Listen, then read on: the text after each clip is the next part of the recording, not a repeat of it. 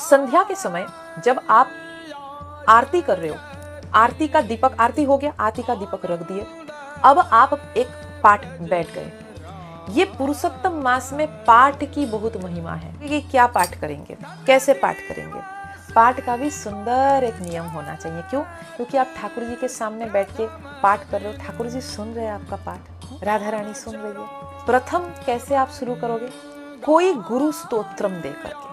मान लीजिए गुरु गीता का आपने पाठ किया, वहां से 2 श्लोक पाठ किया, गुरुर् ब्रह्मा गुरुर्विष्णु, ये पाठ किया। ओम ब्रह्मानंदम परम सुखदम सदगुरु का जो श्लोक है, प्रणाम मंत्र है, वो आपने पाठ किया। अब गुरुवाष्टकम ततः किम शंकराचार्य विरचितम, वो गुरुवाष्टकम बहुत सहज है, प्रोनाउंसिएशन बहुत, मतलब उच्चारण बहुत ये नहीं है, कठिन नहीं है। इंटरनेट के माध्यम से हिंदी में, अंग्रेजी में मिल जाएगा। उसको देख देख कर एक खाता में लिख लीजिए। थोड़ा तो परिश्रम करना पड़ता है। गुरु पादुका स्तोत्रम। अनंत संसार समुद्र तार नौकायिताभ्याम गुरु भक्तिदाभ्याम वैराग्य साम्राज्यद पूजनाभ्याम नमो नमः श्री श्री गुरु पादुकाभ्याम।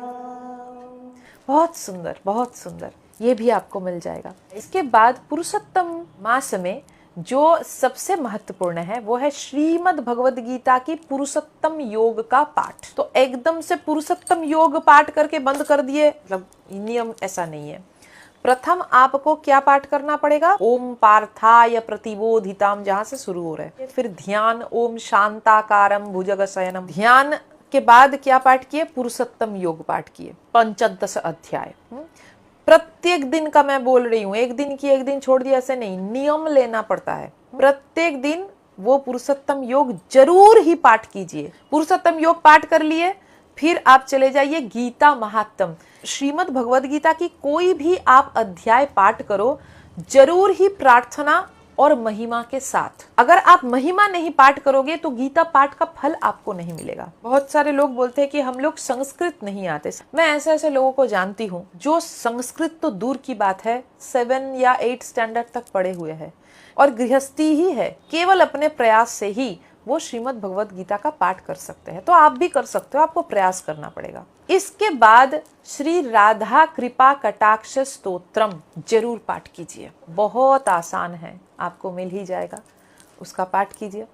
अंत में पाठ कीजिए दामोदर अष्टकम। नमामीश्वरम सच्चिदानंद रूपम लसत कुंडलम गोकुले भ्रजमानम यशोदाभियोलोखलाधवमानं परम मृष्टमत्यन्ततो द्रुतगोप्या। कार्तिक में पाठ किया जाता है, लेकिन पुरुषोत्तम मास में भी इसका पाठ होता है। फिर से मैं बोलती हूँ कि प्रथम जब आप बैठते हो, आरती कर लिए, आरती करने के बाद पहले गुरु अष्टकम पाठ किए, फिर गुरु पादुका स्तोत्रम पाठ किए, फिर श्रीमद् भगवद गीता का प्रार्थना, 15 अध्याय पुरुषोत्तम योग, श्रीमद् भगवद गीता की महिमा, फिर राधा कृपा कटाक्ष स्तोत्रम और अंत में दामोदर अष्टकम करके हरे कृष्ण महामंत्र का उच्चारण किए और जय जय श्री राधे श्याम जयकारा जिसको बोलते हैं, श्री सद्गुरु भगवान की लंबा सा एक जयकारा दिए और प्रणाम करके उठ गए। ये हुआ आपका पुरुषोत्तम मास का नियम।